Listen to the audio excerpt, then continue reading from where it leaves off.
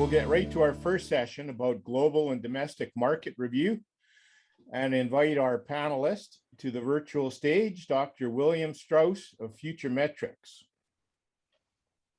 William Strauss is president and founder of Future Metrics LLC. Bill and his Future Metrics team are globally recognized as leading experts in the wood pellet sector. Today, Bill will discuss the importance of the industrial pellet sector in supporting the transition to low carbon generation. He will examine how policy frameworks in different nations will drive increased demand for sustainable biomass. Future Metrics analysis suggests that under these evolving policy regimes, the industrial pellet sector is forecast to reach about 43 million tons per year in 2027, more than double 2019 demand. So fasten your seatbelts as I pass the screen and mic over to Bill. Bill, take it away. Thank you, Gord. Good morning, good afternoon, good evening, and I see a few names, quite a few names actually, from Japan. So it's very late there, so thank you very much for attending. I'll try to keep you awake and make this interesting. So I'm just going to go through a few introductory slides, and then we'll get down to the heart of the presentation. You know, the usual stuff, Future Metrics, just to introduce you to our company. We are one of the leading consultancies in this sector. We're very focused on the wood pellet sector. We're not so great at a lot of things, but we think we're pretty good at wood pellets. A few of the companies we've worked with recently and over the past few years. And this presentation, of course, this whole conference will be recorded, so you can take a closer look, because we're going to look at a lot of slides here in 30 minutes. So I don't expect you to take too much time on all these. A few of our core team of experts here. And I just want to point out the bottom there, mitigating climate change is the foundation of our mission. And I want to make a point, many of the charts and tables in this presentation, and there are quite a few, are part of a Global Pellet Markets Overview report. The report's quite extensive, and it's continuously updated with new data weekly.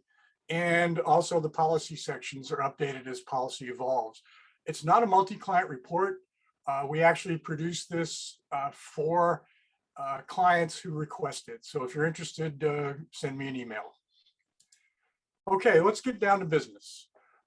Some of you that have seen my presentations in the past have seen these first few slides. It's about climate change. And this is really what underpins this industry. This chart shows you the climate risk index, and this is produced by a group of actuaries. Actuaries, as you know, are the folks that calculate risk for a variety of end users, but primarily for insurance companies. Essentially, the cost of doing business is going up, and this is going to get the attention of everybody. To put it in perspective, this is the fossil fuel age. Along the bottom axis, you can see years. Probably started back in the mid 1800s when we really got into it. And when's it going to end? 2150, maybe. Let's say 250 years. Over a period of 250 years, we're going to release all the geologic carbon that was sequestered over hundreds of millions of years. You know there have to be consequences. And here is one of them. Carbon dioxide concentrations in the atmosphere. You can see over 800,000 years. In the last 150 years, it's taken off. In fact, we hit a new record high just a few months ago. So climate change is what's going to drive policy. And it's going to accelerate the transition to a decarbonized future. That's why we think we're going to see evolving policy in the next few years as policymakers and business people more and more focus on how important it is to mitigate climate change. So what we're talking about in this industry is on-demand load following power from carbon neutral fuel. And I just want to point out that it's a perfect complement to wind and solar generation. We put out a white paper not too long ago on this exact topic, but wind and solar they need energy storage to deal with the intermittency and variability. And you can build a lot of wind farms and a lot of windmills, but until you have grid level energy storage, it's not going to work. So we're a long way from that. In the meantime, we need on-demand load following power. And you can see the chart there. That's the, in England, recent grid mix. And you can see where the arrow is pointing. It was nighttime, there was no solar, and there was almost no wind.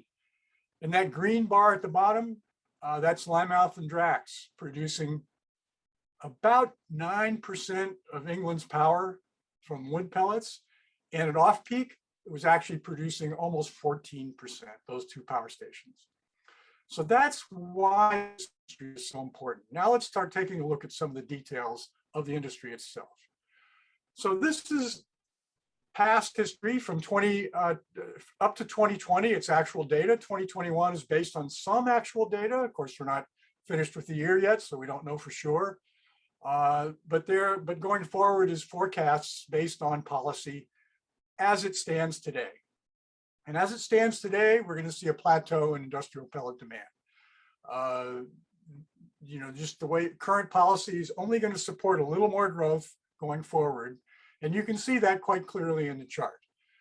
But what about evolving policy? Well, this is one of many scenarios, and this is a scenario we've developed in which we've got Japan, US, Canada, Germany, and a few other nations that are not explicitly noted here, developing policies to support the use of wood pellets as a substitute for coal in power generation, with rather modest and conservative forecasts for those countries under evolving policy.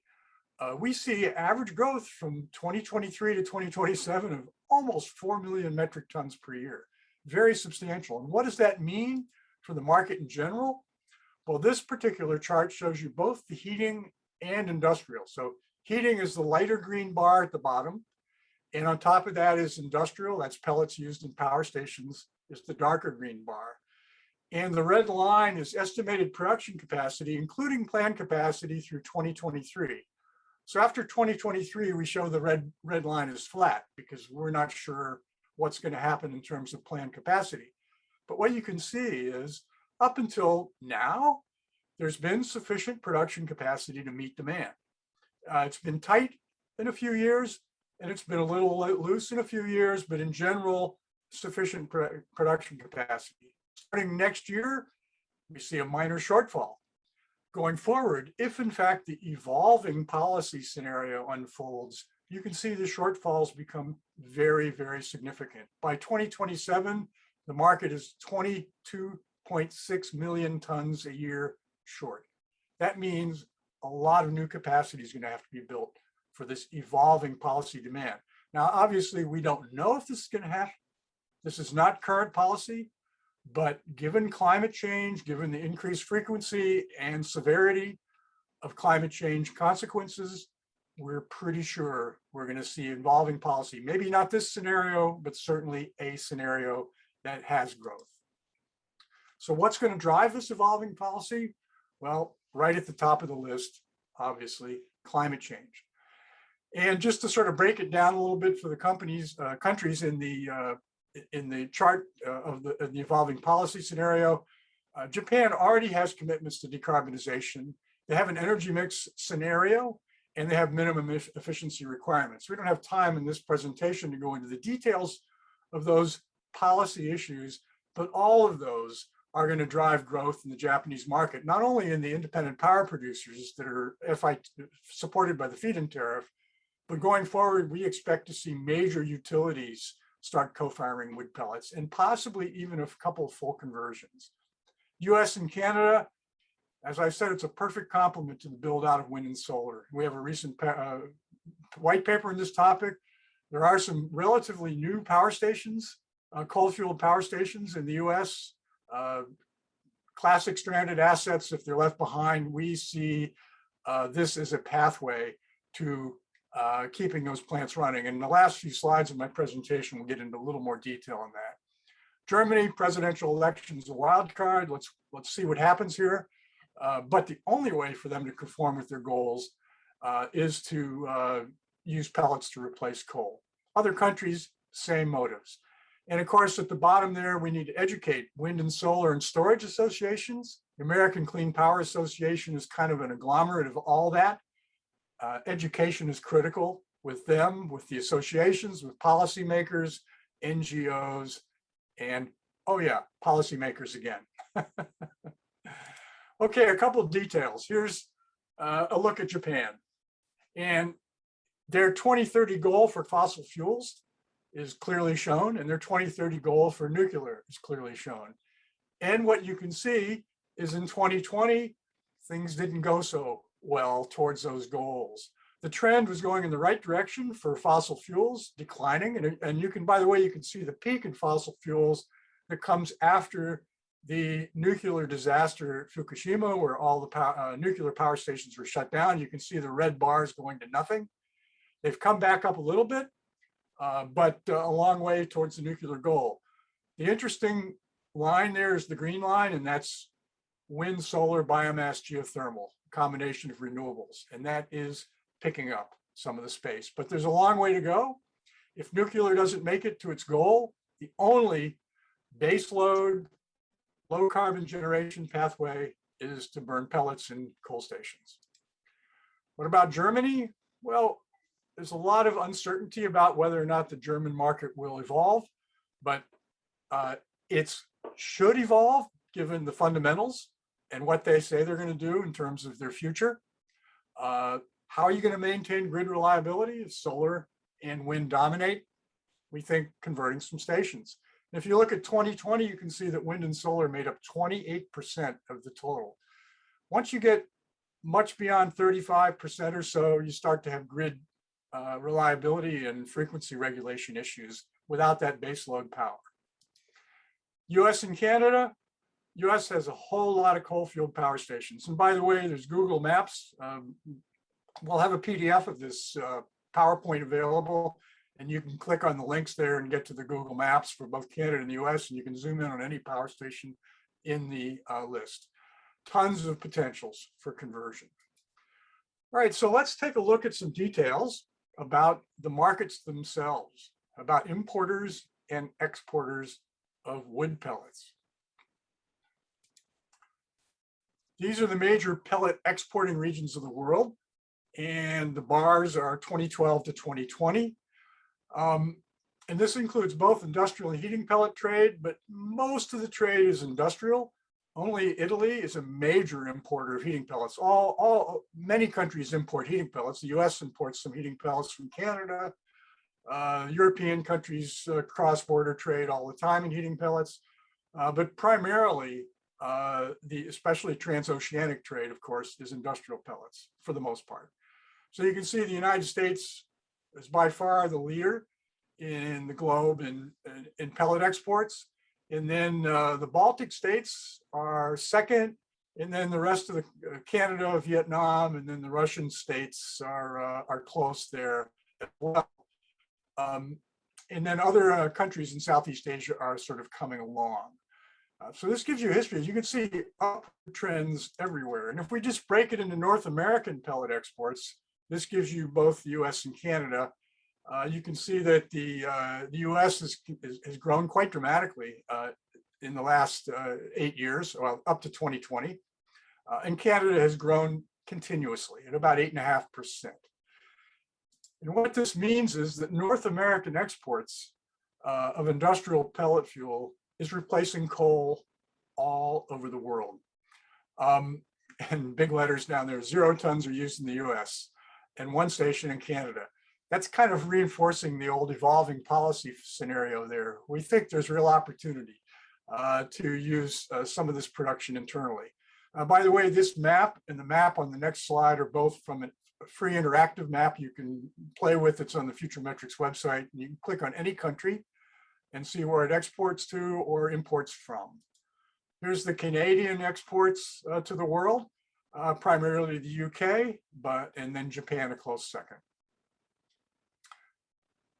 So if we take a look at some details, Japan and South Korea are major importers and actually have been major growth areas in this industry in recent years. This is actually monthly pellet imports into Japan and South Korea.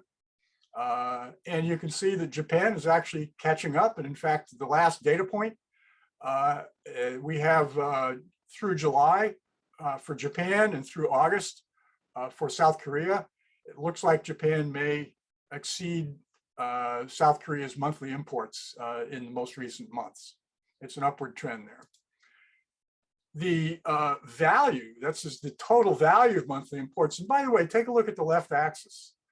These are monthly values. So we're talking 30, 40, 50 million dollars, US dollars a month. And we're using a foreign exchange for each month here, not just the current. And you can see that in general, in recent times, Japan has exceeded South Korea.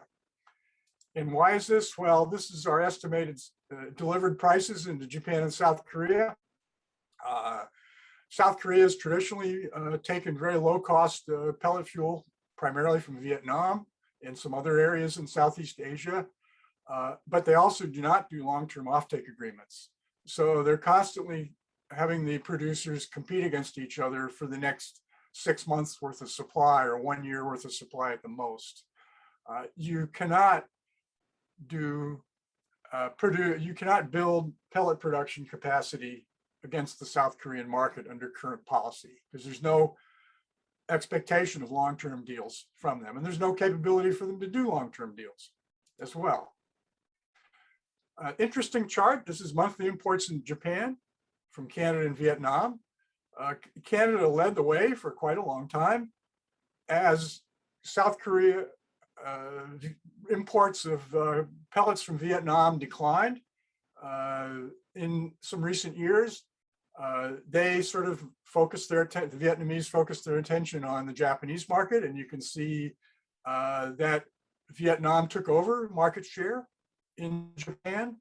But in recent months, as some long-term contracts have begun to come online from Canadian producers, we're seeing that trend go the other way now. And we think that Canada is going to start leading the way.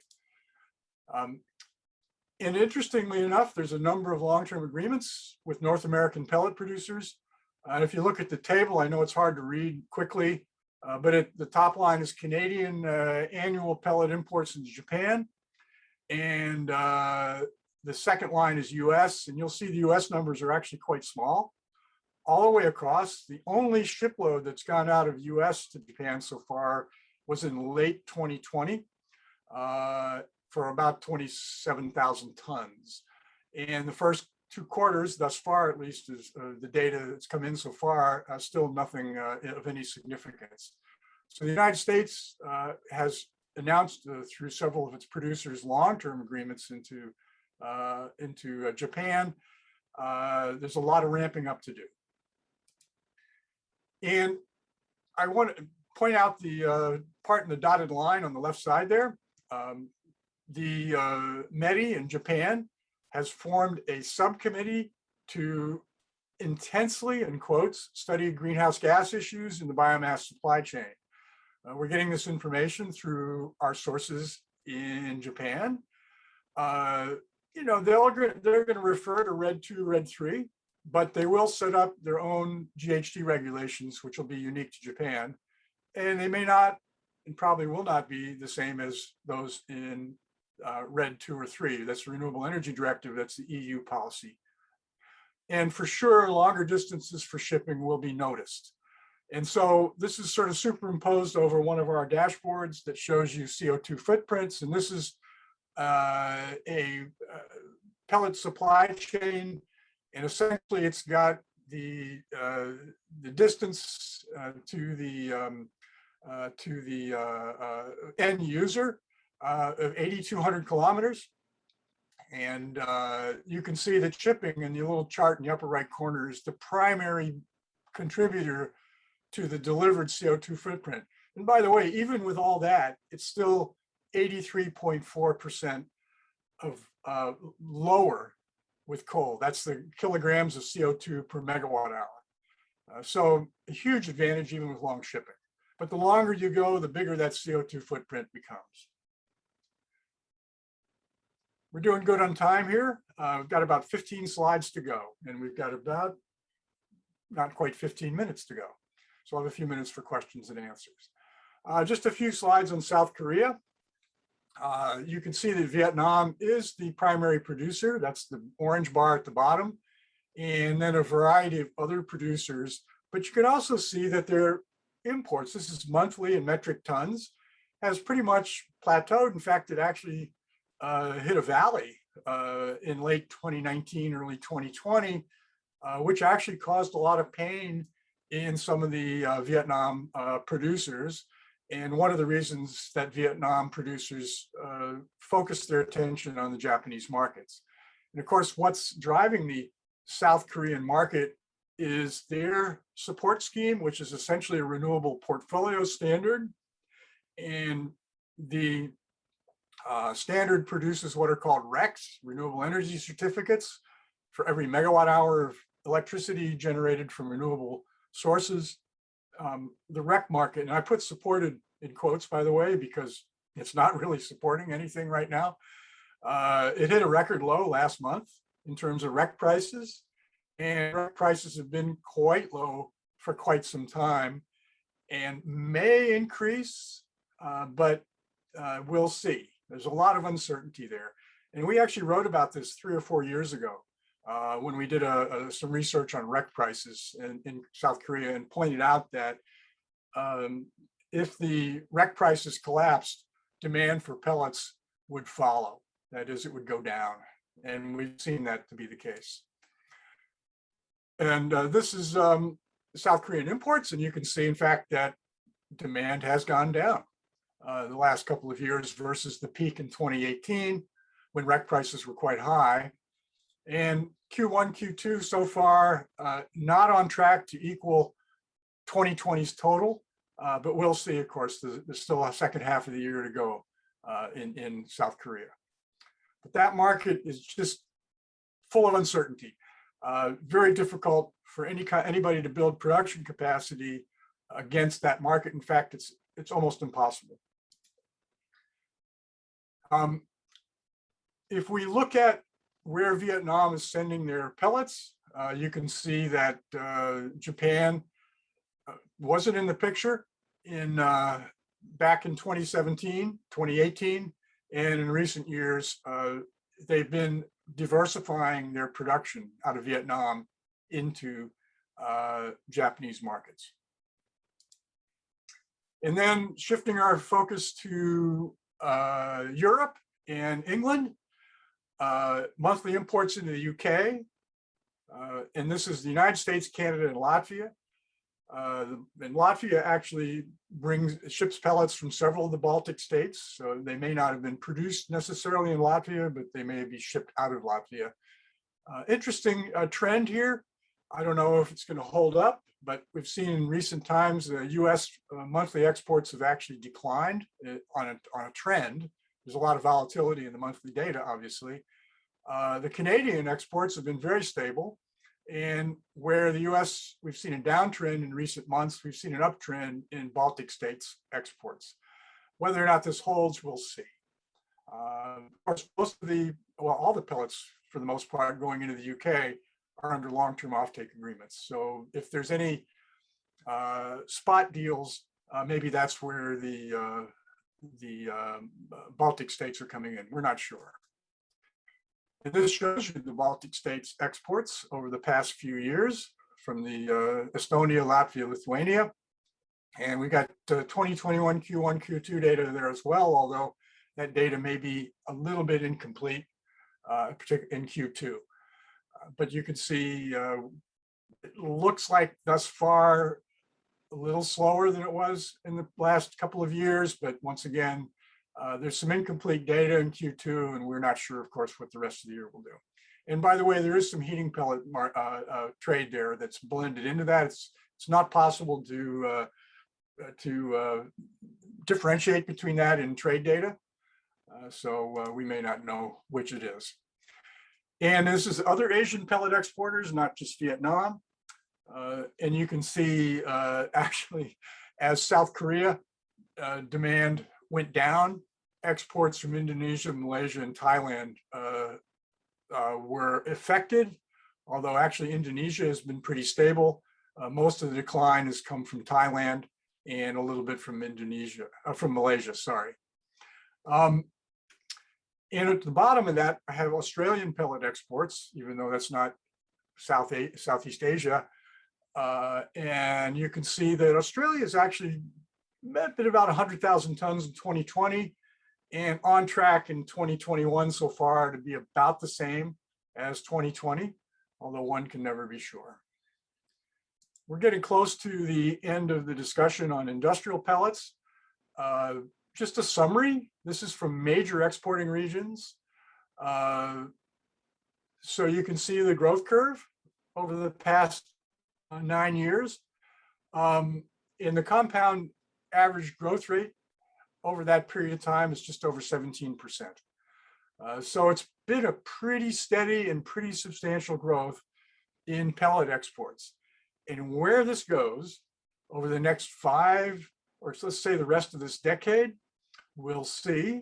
As I said at the beginning of my presentation, with evolving policy, we expect to see substantial growth. Now, just a couple of slides on the heating markets, because I know we're going to have some more information on that later, particularly about Canadian markets. But I just want to point out that heating market demand, of course, has 2 real major drivers. One is hot or cold winters, and the other is policies, particularly with as it has to deal with the cost of alternative fuels and policies associated with the pellet appliances themselves. You can see a really fairly good correlation between heating degree days, that's the line, and estimated pellet demand. This is US pellet demand. I should have been more specific on that chart. My apologies. And then the one on the right is actually European market data showing the effect of taxes on heating oil and what that does to the pellet advantages. And you can see without taxes and with taxes in the 2 far right columns. And with taxes, there's actually a substantial increase in the pellet advantage. And that advantage makes a big difference. This is a picture of a dashboard that we produced, and it's also being used by Main Energy Systems in the United States. But what I thought you'd find interesting about this is the 3 policies that are highlighted in the upper right. The first one that's highlighted is the rebate. So it's this dashboard, by the way, is on the Future Metrics website. You can select any of the states. In this case, it's Maine, the state I happen to live in. And what's inside that dark rectangle in the upper right is the rebate. In Maine, it's 33% of the total cost up to $6,000. So for the assumptions on this particular pellet boiler, it's almost that value. There's also a tax credit. That's a federal program. Gives you 26% credit on the capital cost. That's a very substantial benefit. And then finally, in a couple states in the Northeast, there are thermal RECs or renewable energy certificates. That means for every megawatt hour of heat energy produced, you get a REC. And it turns out to be quite a strong driver for demand, because the RECs actually essentially lower the cost of your fuel by a significant quantity. So with all those 3 things ticked and the assumptions on this particular pellet boiler's cost, et cetera, the payback is about 6.5 years versus with a modern high efficiency wood pellet boiler. And after 6.5 years, you're way ahead of the game in terms of your cost of operation of keeping your house warm. And of course, typically central heating systems are installed for 30-year lifespans. So this is a pretty good payback. And you can play with this dashboard and see what you think. Finally, a chart on global heating demand. And you can see it's been steady, 1 million ton a year growth. And by the way, this is our forecast out to 2027. And you notice Canada is up to 1 million tons a year by 2027. Canada should be even more than that by then. It's got a lot of very good opportunities for heating pellet growth particularly in some of the eastern provinces in the Maritimes. And it just should happen. So with education, good policy, et cetera, we hope to see more than 1 million tons a year of pellet demand in Canada by 2027. We hope our forecast is wrong, in other words, on the upside. And then finally, very quickly, because I'm about out of time, a few comments about biomass energy, carbon capture and storage. This is an extremely hot topic these days, and for good reason. It really opens up really interesting and valuable pathways for this industry going forward. And I'm just going to use an award dashboard that we built and to demonstrate the benefits of BECCS. That's bioenergy, carbon capture and storage. In this case, we're going to pretend we're going to supply a 550 megawatt unit with 100% pellet fuel. By the way, Drax's units are 650 megawatts, so it's a little bit smaller than a Drax unit. And just to sort of tout our award-winning dashboard, that's me receiving the award, the Limitless Business Intelligence Award in 2021. This was presented in June, back when it seemed okay again to travel. So not anymore, unfortunately. So what we see here is, let's take a pellet mill and make it produce 720,000 tons a year of wood pellets. Well, this dashboard shows you how big an area of forest that would take. In this case, it's a radius of 33 kilometers, 33 and a half kilometers, or 353,000 hectares. And essentially, we're going to say that 5% of that harvest is left behind, 35% makes it to building materials or furniture, 20% becomes paper and packaging, and the remainder, 40%, turns into wood pellets. That produces green wood available for pellets of about 1.34 million tons a year. And if we go through the rest of the assumptions, you've got 720,000 tons a year pellets produced at this particular plant. What does that mean?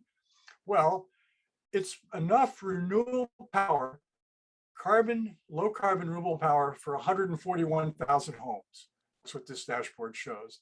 And the most interesting thing is, with biomass carbon capture and storage, it's the equivalent of taking 285,000 cars off the road. And in fact, this is one of 3 pellet plants to supply that 550 megawatt boiler. So 3 times that. If you look at the far right and the bottom, it's 850,000 cars off the road. In other words, you're taking a power station, you're turning it into this negative carbon pump, you're subtracting carbon from the atmosphere, and you're making electricity as a byproduct almost. I mean, it's just the right way to go. It makes so much sense. And with that, I will end my presentation with my dog Fezziwig in the screen. Great, thank you. That was really well done. Really enjoyed that. That 83.4% figure always tells such a interesting story. So we're pretty much out of time on this one, but we did have a couple of questions come in, actually more than a couple. But we had a couple that focused on Germany. So if I can just pick your brain on Germany just for a minute. You know, the federal election is happening this weekend.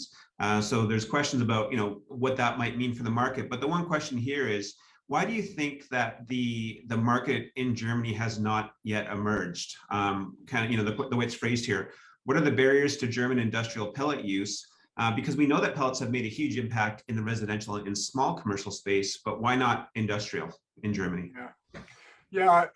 Unfortunately, I'm not our German expert, Annette, is obviously not on this presentation. She could answer this question much more intelligently than I can.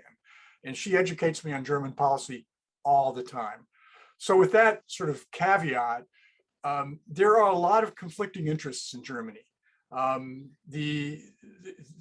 those conflicting interests, some of them do not want to support the use of pellets as a replacement for coal. It could be some in the wind and solar industry. It could be some in the forestry industry. It could be some in the heating pellet industry who see the potential for conflict or competition for the same resource they're using to supply the heating markets. So there's a real mishmash of competing interests in Germany. There's also concerns over sustainability, which we think are unfounded by facts, but unfortunately, they still gain some traction in the policy arena. So, and then, as how the election is going to affect the outcome, that would be a question that Annette could answer intelligently, and I can't. So I apologize.